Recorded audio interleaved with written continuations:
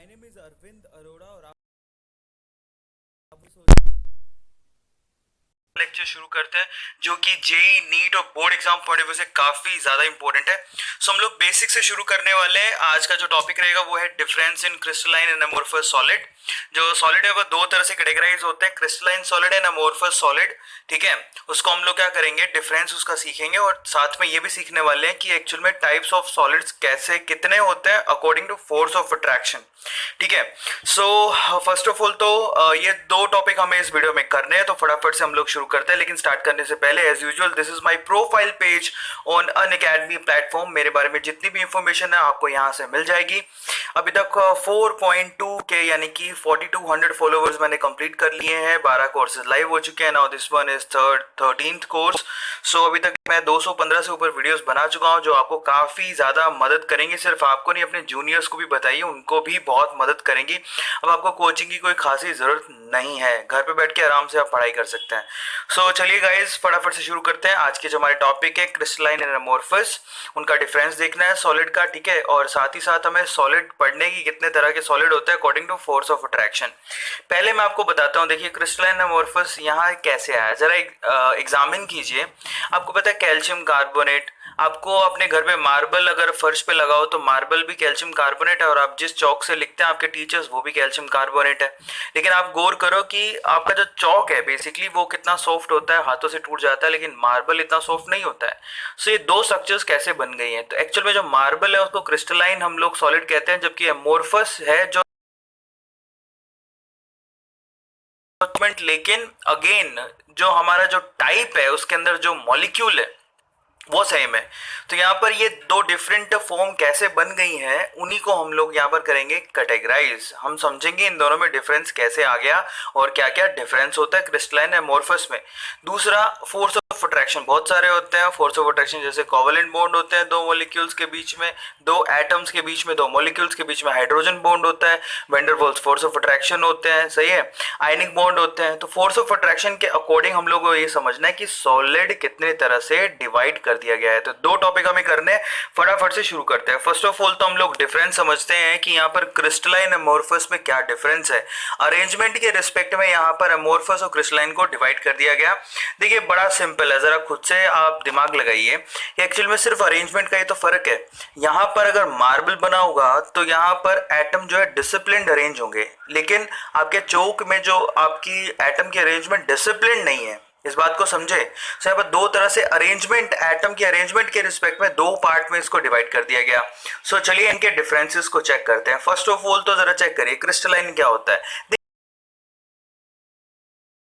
Systematic रहते हैं, यूं पैकिंग बहुत ही अच्छी होती है, एकदम लाइन में रहेंगे, पैकिंग बहुत ही सही होगी, स्मूथ होगी, रेगुलर होगी। ठीक है, और ऊपर से नीचे तक आपको यूनिफॉर्म पैकिंग दिखाई देगी। लेकिन एमोर्फस के साथ ऐसा कुछ नहीं होता है, वहां पर रैंडम अरेंजमेंट होती है एटम की, कोई भी एटम कहीं भी फिट हो गया है। सो ऐसे हम लोग जो सॉलिड होते हैं उनको एमोर्फस कहते हैं, जहां पर रेगुलर अरेंजमेंट नहीं होता है, और अगर रेगुलर अरेंजमेंट हो तो उसको हम लोग क्रिस्टलाइन कहते हैं। दूसरी बात, क्रिस्टलाइन सॉलिड को हम लोग ट्रू सॉलिड भी कहते हैं, जबकि इनको हम लोग सूडो सॉलिड कहते हैं। जैसे कि आपको पता है आपकी जो प्लास्टिक की चेयर है, एक्चुअल में देखने को तो वो भी सॉलिड है, लेकिन वो हमारे लिए सॉलिड नहीं है। केमिस्ट्री के पॉइंट ऑफ व्यू से वो सॉलिड नहीं है, वो सूडो सॉलिड है।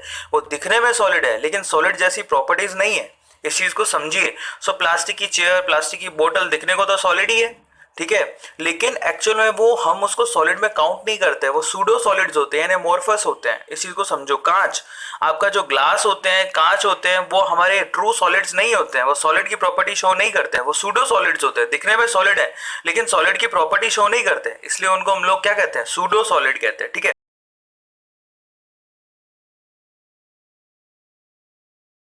थर्ड, एटम्स, वहां पर क्या होता है, लंबी लंबी मतलब लॉन्ग रेंज होगा। अगर एकदम सीधी लाइन में लगे हुए हैं सारे एटम तो आप लॉन्ग रेंज मतलब सारे एटम आपको सीधी लाइन में लगे हुए दिखेंगे। सो मतलब ऐसा, अगर ऐसा ही मानिए कि अगर आप एक स्टूडेंट की रो लगा रहे हैं तो ऐसी सेम अरेंजमेंट आपको 100 लाइंस एज इट इज दिखेंगी, एकदम सिस्टमेटिक। वहां पर लॉन्ग रेंज अरेंजमेंट होती है, जबकि यहाँ पर क्या होता है भाई, एक दो सीधे हैं तो दो ऐसे अरेंज किए हुए हैं, दो ऐसे अरेंज किए हुए, दो ऐसे, दो ऐसे, मतलब वहां कोई सिस्टम नहीं है। शॉर्ट रेंज ऑफ अरेंजमेंट होता है ऑर्डर का। मतलब ये दो लड़के एकदम सिस्टमेटिक बैठे हुए हैं, यानी कि दो एटम सिस्टमेटिक हैं, लेकिन उसके बाद वो फिर से बाकी दो एटम कैसे हो गए, टेढ़े मेढ़े।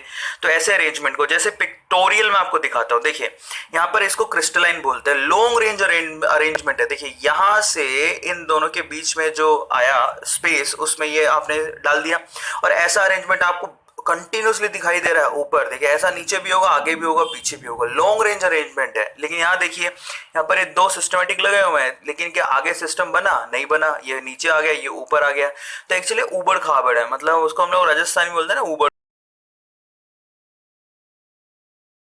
कहते हैं, और इनको क्रिस्टलाइन कहते हैं। एकदम सिस्टमेटिक, एकदम डिसिप्लिन अरेंजमेंट है। यहाँ पर डिसिप्लिन बिल्कुल नहीं है, कोई भी कहीं भी फिट है, कोई ऊपर, कोई नीचे, कोई दाएं, कोई बाएं, समझ रहे हैं। तो ये मतलब निकलता है जो मैं बोल रहा हूँ। अच्छा, फोर्थ देखिए, ये ओपेक होता है, मतलब इसमें झांकना मुश्किल है, ट्रांसपेरेंट नहीं होते ये जो क्रिस्टलाइन सॉलिड्स होते हैं। जबकि एमोर्फस सॉलिड ट्रांसपेरेंट हो सकते हैं, जैसे कि ग्लास, ठीक है। आपके क्या हो सकते हैं, जैसे कि प्लास्टिक की बोतल। आजकल तो प्लास्टिक की बोतल ट्रांसपेरेंट है, लेकिन आप बना के दिखाइए कोई क्रिस्टलाइन सॉलिड की, ट्रांसपेरेंट नहीं बनती है। फिफ्थ पॉइंट पर लेते हैं, they have high mechanical strength. ये तो ऑब्वियस बात है, जो क्रिस्टलाइन जितने भी होंगे उनकी मैकेनिकल स्ट्रेंथ ज्यादा होती है। मार्बल को ले लो, मैकेनिकल स्ट्रेंथ कितनी ज्यादा होती है एज कम्पेयर टू चौक। सो ये बड़ा सिंपल सा पॉइंट था जो मैंने आपको यहाँ पर बता दिया है। सो आई थिंक आपको समझ में आया होगा। सिंपल एग्जांपल अगर आप दिमाग रखेंगे तो आपको बिल्कुल परफेक्टली समझ में आएगा कि एक्चुअल में कहने की कोशिश क्या कर रहा हूँ। क्लियर है आप लोगों को। सो जरा ध्यान से इसको देखिए। यहाँ पर mechanical strength, obviously mechanical strength किसकी ज्यादा होगी, मार्बल की। चौक की तो मैकेनिकल स्ट्रेंथ लो होगी ना। 6 पॉइंट पर चलते हैं, they have sharp melting point and enthalpy of fusion. अब इसको समझना जरूरी है, शार्प का मतलब क्या है। मतलब ये है कि इनका जो मेल्टिंग पॉइंट होता है शार्प होता है। मान लो कि कोई सॉलिड है ना 200 डिग्री सेल्सियस पे, मैं एक एग्जांपल के तौर पे ले रहा हूं, 200 डिग्री सेल्सियस पे सोचो कि मेल्ट हो जाता है, मान लेते हैं, ठीक है। 100 में मेल्ट होना शुरू होगा, वो टेम्परेचर बढ़ते हुए, आपको पता है कि मेल्ट होता है यानी कि जब फेस चेंज होती है तो आपका टेम्परेचर कांस्टेंट रहता है। इस चीज को जानते हैं ना आप। तो ये बड़ा कॉमन फिनोमेना है। तो इनका जो मेल्टिंग पॉइंट है वो शार्प होता है, मतलब 200 डिग्री सेल्सियस, मतलब 200 डिग्री सेल्सियस है, 200 डिग्री सेल्सियस पे पूरा का पूरा मेल्ट हो जाएगा। लेकिन जो एमोर्फस सॉलिड होता है उनके साथ ऐसा नहीं होता है। दे आर रेंज ऑफ, वो जो मेल्ट होते हैं तो रेंज ऑफ टेम्परेचर में मेल्ट होते हैं। मतलब जैसे कि प्लास्टिक की चेयर ले लो, 200 डिग्री सेल्सियस में मान लो मेल्ट होनी शुरू होती है, तो वो होते होते होते होते वो टेम्परेचर चेंज होता रहेगा। फेस चेंज हो रही है लेकिन टेम्परेचर भी चेंज होगा साथ में। तो वहां पर कोई फिक्स रेंज नहीं है। तो ये बहुत इंपॉर्टेंट पॉइंट है जो बच्चों को समझ में नहीं आता है। तो 6 पॉइंट का मतलब आप समझ गए। चलिए 7 पॉइंट की तरफ, when cut with sharp tool give sharp edge. यहाँ पर अगर आप इसको किसी शार्प टूल से काटते हो तो शार्प एज देगा आपको, ठीक है। ये इसकी खास बात होती है, किसी भी क्रिस्टलाइन सॉलिड को ले लो, लेकिन यहाँ पर शार्प एज नहीं मिलती है आपको। बात समझ रहे हैं, यहाँ पर कट करोगे तो शार्प एज नहीं मिलने वाला। तो एक्चुअल में ना कई बार बोर्ड एग्जाम में सीधे क्रिस्टलाइन अमोर्फस के ऊपर क्वेश्चन आ जाता है, तो काफी इंटरेस्टिंग है, जिसको आपको बड़े ध्यान से देखना है। अब देख लीजिए, ये हमने अब अरेंजमेंट आपको दिखाया ही था। अब अगले कुछ जो डिफरेंसेस है उन पे चलते हैं। 8th पॉइंट देखो, दे शो प्रॉपर्टीज ऑफ, देखिए बहुत इंपॉर्टेंट है यहाँ पर, एन आइसोट्रॉपिक। यहाँ पर कंप्लीट कर लीजिएगा, वर्ड को लिखा नहीं हुआ है, an isotropic. An isotropic properties दिखाती हैं, ठीक है। एन आइसोट्रॉपिक का मतलब अगर आप इस डायरेक्शन में जा रहे हैं तो प्रॉपर्टीज कुछ और होंगी, अगर आपने डायरेक्शन चेंज कर दी तो प्रॉपर्टीज कुछ और होंगी। मतलब बिल्कुल डिसिप्लिन अरेंजमेंट है, फिर भी प्रॉपर्टीज कुछ और मिलेंगे आपको डायरेक्शन चेंज कर लिया तो। इस बात को समझे कि नहीं समझे, आई थिंक आपको समझ में आ गया होगा। तो इसको मैं थोड़ा सा एलेबरेट करके ऐसे समझा देता हूँ, जरा चेक करो। नाउ मतलब ये निकलता है, जरा सोचो, यहाँ पर ये क्रिस्टलाइन सॉलिड है और ये अमोर्फस है। जरा चेक करना, अगर मैं यहाँ से यूं सीधा गया तो मैं अगर सीधा जाता हूँ तो देखिए क्या मुझे फेस करना पड़ रहा है। एक एटम सीधा दूसरे है, तीसरा सीधा एटम ही एटम मिल रहा है। लेकिन अगर मैं इस डायरेक्शन में गया तो सबसे पहले एटम मिला, फिर मुझे खाली स्पेस, ठीक है, फिर खाली स्पेस, फिर एटम, फिर खाली स्पेस, फिर खाली स्पेस, फिर एटम, फिर खाली स्पेस, फिर एटम। अब आप जरा सोचिए कि यहाँ पर सीधे जा रहा तो सब एटम ही मिल रहे थे, लेकिन अगर मैं इस डायरेक्शन में जा रहा हूँ तो मुझे खाली स्पेस भी मिल रहा है। इसका मतलब क्या हो गया, बेसिकली यहाँ जाते और यहाँ जाते तो हमें तो कुछ और ही अरेंजमेंट मिल रहे हैं। तो इसका अब है तो सिस्टमेटिक अरेंजमेंट, लेकिन अगर आपने यहाँ पर जैसे रिफ्रैक्टिव इंडेक्स की बात करो तो रिफ्रैक्टिव इंडेक्स यहाँ कुछ और होगी, यहाँ कुछ और होगी। बात समझ रहे हो, क्योंकि यहाँ पर रिफ्रैक्टिव इंडेक्स क्यों अलग होगी, क्योंकि यहाँ पर सॉलिड है और स्पेस भी है, यहाँ पर तो सिर्फ सॉलिड ही है। जबकि यहाँ पर रैंडम होता है। यहाँ पर अगर हम बात करें तो यहाँ पर आपको ये आइसोट्रॉपिक होते हैं, मतलब यहाँ पर जो फिजिकल और कुछ प्रॉपर्टीज होती हैं वो डिफरेंट होती हैं, यहाँ पर सेम ही मिलेगी क्योंकि रैंडम अरेंजमेंट है। बात समझ पा रहे हैं, रैंडम अरेंजमेंट है तो यहाँ पर रैंडम है, तो कहीं भी किसी भी डायरेक्शन में चले जाओ आपको रैंडम अरेंजमेंट मिलता है जो एक दूसरे को कैंसिल आउट कर देते हैं। बात समझे, मान लो कोई लाइट डाला आपने, मान लो उसने इसको इस तरफ धक्का दे दिया तो फिर ये उसको सीधा कर देगा, ये यहाँ से धक्का लगा फिर सीधा कर देगा, लेकिन यहाँ पर सीन कुछ ऐसा नहीं है। यहाँ पर अगर रिफ्रैक्टिव इंडेक्स देखोगे तो डायरेक्शन में अलग आएगा, इस डायरेक्शन में अलग आएगा, ये इसकी खास बात होती है। बात समझ पा रहे हैं आप? तो ये मतलब निकलता है इसका, ठीक है। अब देखिए जो नेक्स्ट पॉइंट था वो क्या था, 9th पॉइंट को देखिए, और ये काफी इंपॉर्टेंट है कि जो क्रिस्टलाइन सॉलिड होते हैं वो एन आइसोट्रॉपिक होते हैं। इस वर्ड को पूरा कर लेना, ये लिखा हुआ देखिए आइसोट्रॉपी, यहाँ पर एन आइसोट्रॉपी, इसको कंप्लीट कर लीजिएगा, भूल गया होगा लिखना। सो यहाँ पर क्या है, The value of physical properties are different in different direction, ये लिखा भी हुआ है, मेंशन्ड है यहाँ पर। The value of physical properties are same in different directions, क्योंकि सब रैंडम अरेंजमेंट है, कोई फर्क नहीं पड़ता उससे। 9th पॉइंट पर चलते हैं, when liquid is cooled। अब देखिए क्रिस्टलाइन कैसे तैयार होता है। अगर आपने किसी लिक्विड को जो कि सॉलिड में कन्वर्ट हो सकता है उसको कूल डाउन किया कंट्रोल सिचुएशन में और काफी टाइम दिया तो क्रिस्टलाइन में कन्वर्ट हो जाएगा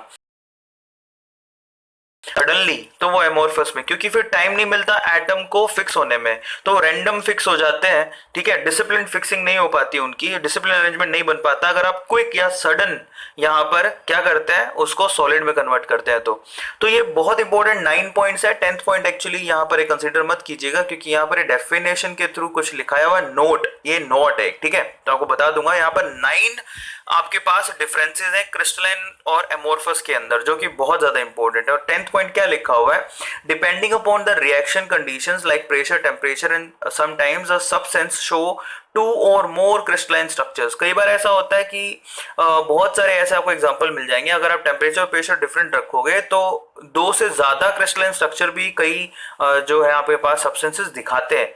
ऐसे को पॉलीफॉर्मिज्म कहते हैं, ठीक है, पॉलीमॉर्फस कहते हैं उनको। तो आपको ध्यान रखना है कि क्रिस्टलाइन स्ट्रक्चर अगर एक से ज्यादा है अकॉर्डिंग टू टेम्परेचर प्रेशर, उनको पॉलीमॉर्फस कहते हैं। तो ये एक अलग डेफिनेशन था जिसको आप अलग से नोट डाउन कर लीजिएगा। तो 9 आपके पास यहाँ पर डिफरेंसेस हैं क्रिस्टलाइन एमोर्फस के बीच में। आई होप आपको समझ में आ गया होगा। सो आज के वीडियो में तो हम सिर्फ क्रिस्टलाइन एमोर्फस ही कर पाए, तो अगली बार में हम लोग क्या करेंगे, फोर्स ऑफ अट्रैक्शन के अकॉर्डिंग हम सीखेंगे कि यहाँ पर सॉलिड कितने तरह का होता है। टिल देन रिपीट करिए इनको, अपनी कॉपी के अंदर लिखिए ध्यान से क्या लिखा गया, क्या बोला गया, आपको अच्छे से समझ में आ गया होगा। I think guys next video में मिलते हैं और उसमें हम लोग फोर्स ऑफ अट्रैक्शन के अकॉर्डिंग कितने तरह से सॉलिड को डिवाइड करा गया वो पढ़ेंगे, ठीक है। Till then thank you so much, thanks a lot.